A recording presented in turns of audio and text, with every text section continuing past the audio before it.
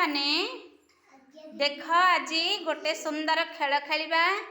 ए खेलर नाम हला कौन जानिछ? पानी खेल बा वैज्ञानिक धारणा। देख आम पाखरे गोटे बाल्टी पानी अच्छी। आउ कौन कौन अच्छी? फूल पत्र काठ खंड इटा खंड गुड़ी आउ बाली। मु जाको जहा कहबी ताहा करिवो। रुद्र भाई फूल धरिल डाहाण हाथ रे आण, डाहाण हाथ रे आण। हाँ पानी रे पक। कौन है फूल पानी रे भासिला ना बुड़िला? सुनना पिला माने फूल बाहर कर दियो। फूल पानी रे भासिला आमे समस्ते जानिले। फूल बाहर कर दियो। हाँ बाहर करो। आकाश भाई पत्र आनिल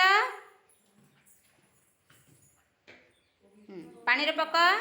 कौन है पत्र कहल पिले? हाँ पत्र मध्य पानी रे भासे नहीं कि आमे समस्ते जानिले जे पानी रे पत्र भासे। पत्र बाहर कर दियो। आकाश भाई पत्र बाहर कर दियो। कोको काठ खंड आण पानी रे पक। काठ खंड कौन है पिला देखिल? भासिला काठ खंड आमे एथरु जानिले काठ खंड मध्य पानी रे पकैले भासे। कोको काठ खंड बाहर कर दियो माँ।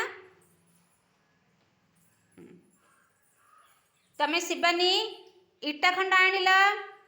इटा खंड आण पानी रे पक। इटा खंड कौन है गला देखिल? हाँ इटा खंड पानी रे बुड़ी जाए नहीं कि? हौ ठीक अच्छी।